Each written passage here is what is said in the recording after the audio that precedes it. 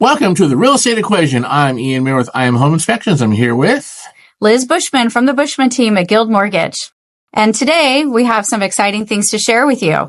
We have new contracts that are coming out effective June 1st. And today, Ian and I are going to go over the top 10 new items in the California residential purchase contract. Now, to preface, the contract is now 17 pages long. These are not all the changes, only Ian's opinion of what needs to be addressed. However, we always preface, please speak with your brokers if you have any questions. And again, this is not legal advice. So Ian, you want to take it away with contract change number 1? Number 1 is Section 3L. This creates a new insurance contingency. This is a new contingency. This is in addition to your standard loan contingency, appraisal contingency, investigation contingency. Now there's an insurance contingency, and it just says insurance. It does not specify what kind of insurance. So that gets addressed later. We'll talk more about that. And it has the standard 17 default days, or you can write in a specified amount of days. So that's a new contingency that we'll be talking about in the future. Now, insurance has become very, I want to say the process has changed very much over the last couple of years. And fire, theft, general insurance is not easy to get in all places. In fact, certain escrows have fallen out of escrow. Buyers have gone somewhere else, chosen a different property just based on the cost of the insurance alone. Right. So I think this is a pretty big one and probably well overdue to be addressed in the RPA. Yes, it's a big topic, and now it's a whole new contingency. All right, number 2. Number 2, Section 3Q2, the optional wildfire disclosure. This is an optional disclosure. It may be paid by the buyer or seller or both, and you can write in who it's going to be provided by. This is for wildfires. When I moved into my house, we'd lived here a while, and then we got a notice from the fire department that we needed to clear our brush and native grasses. And we're like, what's this about? We did not realize we were in a wildfire zone. And then when we had some wildfires in our area, we realized we were just mere blocks from a mandatory evacuation zone. And again, we really had no idea until it happened. It would have been nice to have known in advance. This would not have prevented us from buying the house, but it definitely would have been nice to have known in advance. So I'm happy about this disclosure, the wildfire disclosure. Let's move on to number 3. Number 3, there's now 3Q3. There's a blank space for the ability to write in additional disclosures. So I think this is CAR just sort of betting on the future, saying things are changing. You can now add disclosures that aren't standard, or maybe something in the future that comes up that you want to have disclosure for. You can now write those right into the contract. It's like a comment section for the RPA. I think it's CAR just saying, look, so much has changed in the last few months, and we're putting as much of those changes into this contract as we can, but yeah, just in case there's anything we missed, there's a spot for it now. That's right. All right, number 4. Number 4, Section 7B3. Seller is not responsible to repair any holes left after the removal of any wall hangings, such as pictures and mirrors, brackets, nails, or other fastening devices. Now, this has been a big debate for some time between buyer's agents and seller's agents. Who's responsible for the holes in the wall when you take out pictures? Who's responsible for the holes in the wall when you remove that flat screen TV bracket? Because, those brackets can leave pretty big holes in the wall. Yeah. Who's responsible? Who's leaving, or should you leave the bracket there? This has really been a big debate, and I've seen it come up a lot as who is responsible, and CAR has now basically came out and put the foot down that says the seller is not responsible. It's the buyer's obligation to deal with it. One more thing for the buyer to do, being a lender, we're not going to ask that holes be repaired, but that's a nice thing to do if a seller goes in and does some spackle.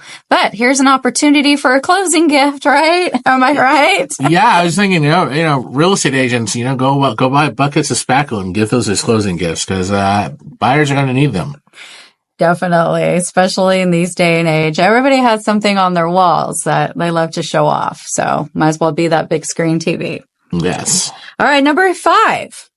Number 5 is insurance. This agreement, contingent upon the buyer's assessment, availability, and approval for the cost of any insurance possible desired under this agreement. So, the previous line about the insurance contingency does not specify what type of insurance. I know we all know fire insurance is going to be the most likely thing, but it also could be contingencies for earthquake insurance, flood insurance, depending where the house is located, or maybe some other sort of insurance that nobody's thought of yet. So you have the ability to specify which insurances are going to be in this agreement and making the entire contract contingent upon getting those insurances. And I had mentioned before we were talking about this, that if you are purchasing an ADU or if a seller has an ADU, that's going to cost extra for insuring that extra structure. So all the ADUs that have been popping up in and around the county, I'm not surprised that this one is there. All right. Yes. Number 6. Number 6 is messy. Section 11N, balconies, exterior stairways, and other elevated elements. This is for all properties with a building containing 3 or more dwelling units with elevated balconies, stairways, or other elements. Now, so this includes triplexes, fourplexes, large apartment buildings, but also applies to single unit condos if it's in a building that has more than 3 units. Seller shall, within the time specified, deliver to buyer the wooden balcony and stairs addendum, which is a brand new car form, WBSA. This is kind of messy because there was 2 laws that were passed in the last several years, one about condos, one for apartment buildings, but they both basically say the same thing, that balconies and raised stairways have to be inspected, not by the home inspector, but by a licensed structural or civil engineer. These are not visual inspections like home inspectors do, but the actually invasive inspections. And this is going to get messy because if the HOA hasn't done those inspections yet or hasn't found someone willing to do them, this could tie up your little 1-bedroom condo that's got a balcony. Mm-hmm. And, it comes back down to health and safety. There's been a lot of accidents over the many years of balconies collapsing and weather related, exterior issues. So wood balcony and stairs addendum, access to the property and health and safety. So it's a big one, definitely a big one. We should be interesting to see how this one goes. It's definitely going to add costs to people selling apartment buildings. And it's going to add costs, I would think, to condos that have balconies, because even though the HOA has to pay for it, the HOA is going to pass on those costs to. And this is, to be specific, properties with any building containing 3 or more dwelling units. Correct. Yeah. Okay. Number 7. Number 7, buyer investigations do not include an assessment of the availability and cost of general homeowners insurance, flood insurance, or fire insurance. This is interesting because buyer's investigations, which is what we do, used to say it also includes the insurability of the property for something to the buyer to investigate, is now saying that part of the investigation is no longer part of the investigation contingency. It is reiterating that it is its own contingency. Mm-hmm. It has its own spot on the RPA. It's its own spot. So it has moved it from just a line in the investigations to making it its own contingency. Okay. So top 10 changes. Number 8. Number 8, buyer, section 14.3, buyer is advised to not remove contingencies related to review of documents until after the documents have been delivered. Now, this is big for both of us because we both send documents to the buyers. Sure. Via email, too, no less. Right. A lot of times. And one of our pet peeves is people receive the inspection report, but they don't read it. Right. They don't read it until days later or weeks later, or sometimes not even until after they move in. And we know this because they'll call and say, hey, you didn't tell us about it. And we'll be like, no, it's in your report. And they're like, oh, yeah, it's right here. Okay.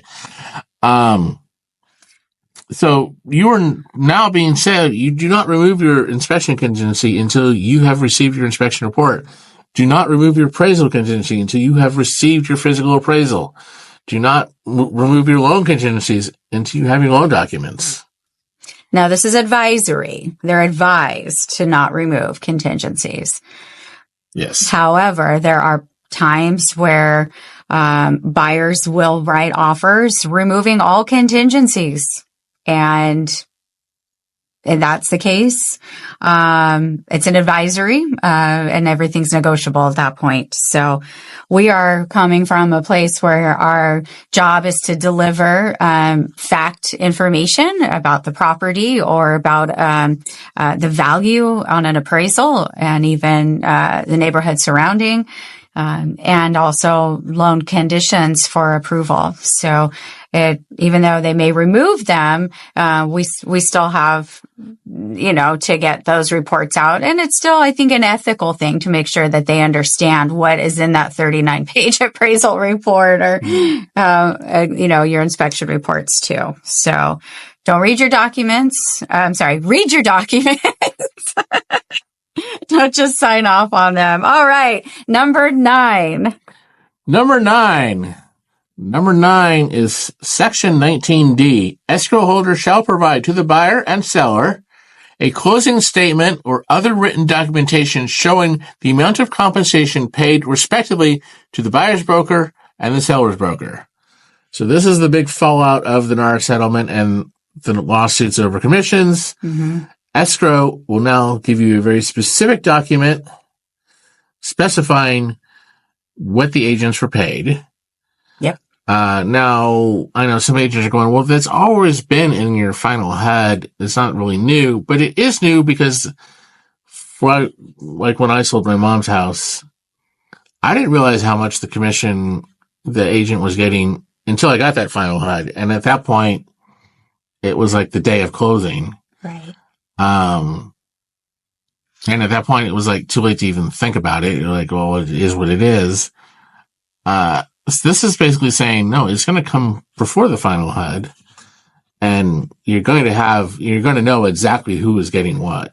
And if it's like any other addendum, buyer and seller have to initial or sign the bottom prior to closing. So, I'm just going to take a guess that it's going to be in the escrow instructions or an addendum to it. Mm-hmm. So not much we can do or say about that, but it's a different world out there as far as, why we're in the business. Those commissions are out there for everyone to see. So well, I think, for the agents who always kind of gone by with, well, you don't have to worry about the commissions, the seller's taking care of it or it comes out of escrow. Well, now it's going to be there very blatantly. Yeah, for sure. For sure. And okay. Last but definitely not the least, number 10.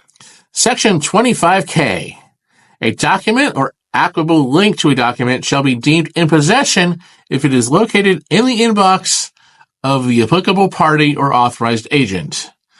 So, this comes up all the time. I know with us, I'm sure it comes up with you as well. You send a document to somebody and they say, oh, I didn't see it. And you're like, are you sure? And then they go check their inbox and there's 100 emails. And sure enough, in the middle, it's there. And they're like, oh, yeah, it was here all the time. So now you're no longer be able to say, well, I didn't see it in my inbox as an excuse. If it is in your inbox, you are responsible for it. And I know we've all been there. Your inbox gets flooded with all kinds of stuff from shopping discounts to home inspections and home appraisals. But I think ethically, as if someone sends it to you and you know you have the correct address and it's an important document, I know what we do is we always send a text message or call them like, hey, these important documents just went out to you. Please check your email. If they're time sensitive, we need your response in, X amount of hours or by the end of the day. So, why they felt the need to put this in there, I have a little bit of a clue. It's to keep people on track, on top of things. Yeah, I think it just comes down to, who's responsible. Well, we send it to you, but you didn't see it. Well, the party who sent it did their job. Right. For us, we actually started calling people after the inspection the next day or day after and just saying, did you receive your report? Because we can show that we sent it, but we want to make sure that people actually got it, acknowledge that they received it. Right. So they can acknowledge that they've read it. So that we don't have any issues about, well, I didn't see that in the report later. Like, well, we sent it to you. And I think this is CAR sort of saying, both for inspections and loan and appraisal documents and insurance documents, if a document was sent to you and it is your possession, then you are now responsible for having it and having read it. And the same thing when you're in escrow and you have two agents, buyer and seller, maybe renegotiating terms. And hey, did you, it sometimes comes down to that as well. As I sent it to you, did you not get it? We need these signatures. We're coming up to deadline. And so I get copied on a lot of those back and forth emails. And I will say most are read in a timely manner, especially if you have a transaction coordinator that's there guiding you through the process. But there's some things that do go missed, and I can understand why they felt the need to put that in there, that accountability. I mean, it's very easy for an email box to get overwhelming. Sure. So I'm not afraid to look at mine right now. Yeah. So, Liz, I'm going to ask you. So, you're seeing this list for the first time. What stands out to you as, I think, is the most surprising change or the biggest change? I would say the wooden balcony and stairs addendum. Really interesting. That's interesting. That's new for me. Looking at properties that I do a lot of condominiums, a lot of first-time home buyers, that's all they can afford is condominiums. So this is going to be an interesting rollout. We're going to have to, probably help the HOAs along a little bit. But that's the biggest aha. Now, not to say that the insurance pieces aren't, but as far as getting financed, having home insurance is a part of the data trust. So we've been dealing with the slow process or the insurance companies backing out of California, and then you have the California State Fair Plan that comes in and supplements that.